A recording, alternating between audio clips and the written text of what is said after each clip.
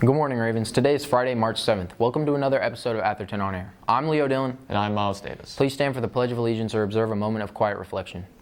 I pledge allegiance to the flag of the United States of America, and to the republic for which it stands, one nation, under God, indivisible, with liberty and justice for all. Here's what's trending. The theater department is proud to present Peter and the Starcatcher. Show dates are March 13th, 14th, and 15th at 7 p.m. and on March 16th at 2 p.m. Tickets will be sold for $7 for students in the cafeteria March 11th through 14th. Tickets can also be purchased via My School Bucks or at the door for $10. VIP tickets are also available for $15. If you would like help with your world language classwork, the World Language Department is offering student tutors to help students. All tutoring will be held in room 207 on Thursdays from 2:20 to 3 o'clock, and a teacher will be present. Saturday, January 19th, TikTok went down for all of U.S. citizens across the country. This, however, was very short-lived as it came back the very next day. Should it have stayed gone? Are we happy it's back? The TikTok ban was an idea first presented by President Trump following his first inauguration on January 20th, 2017, and has since been a long-standing idea for American lawyer and House of Representatives member Mike Johnson. According to NBC News, Johnson stated the TikTok ban law should be enforced and should not come back online after having been shut down earlier that afternoon. He claimed that U.S. citizens were being manipulated by the algorithms sent by the Chinese Communist Party and that this was a threat to the U.S. way of life. Let's hear what some Atherton Ravens have to say about TikTok. What does TikTok mean to you? Is this a fun app for entertainment, or does it really pose some serious threats for Americans? Let's find out.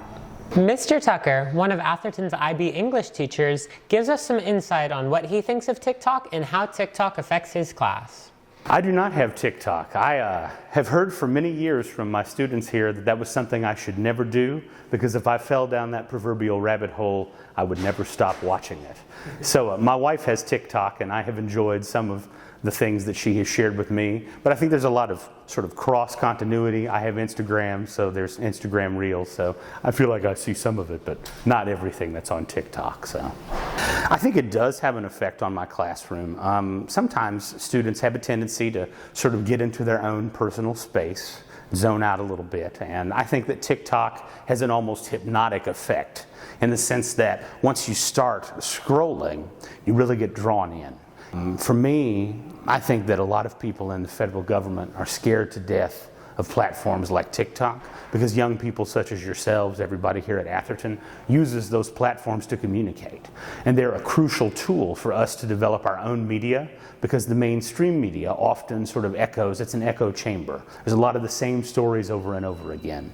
But on TikTok, on Reels, all these different smaller platforms, people can share their truth and their stories, people who are living real lives and having real experiences. Atherton Jr. Kalen Johnson has been using TikTok for quite some time. I'm really mad about it.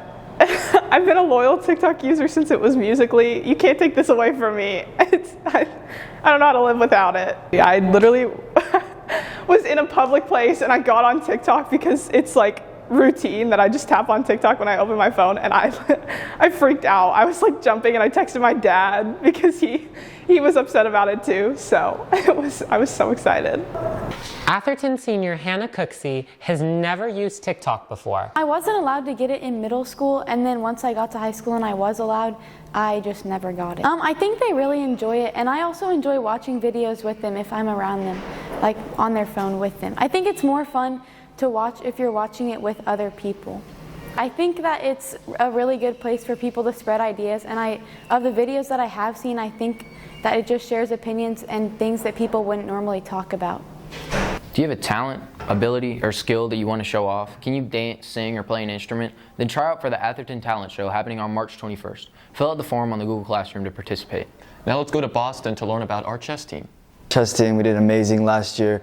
We had a record around, I think, 15 wins with only 1 loss and 1 draw. I mean, it was beautiful. It was amazing getting those wins during the end of the season when they were giving out trophies.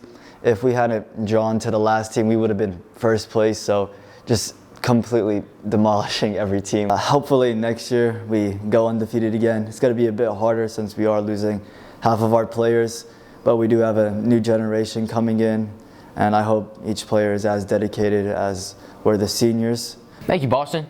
April 11th is the last day to buy a senior advertisement, which is where you add a baby picture or current photo and a message in the back of the yearbook. And finally, the yearbook will arrive in August. Seniors, you can have them shipped to your house for a fee. Happy birthday to Jeremiah Parker, Ryan Chandler, Lydia French, Mariah Peterson, Nevaeh Peterson, and Liliana Riley. That'll be all for today's episode of Atherton On Air. I'm Miles Davis. And I'm Leo Dillon. Rock on, Ravens!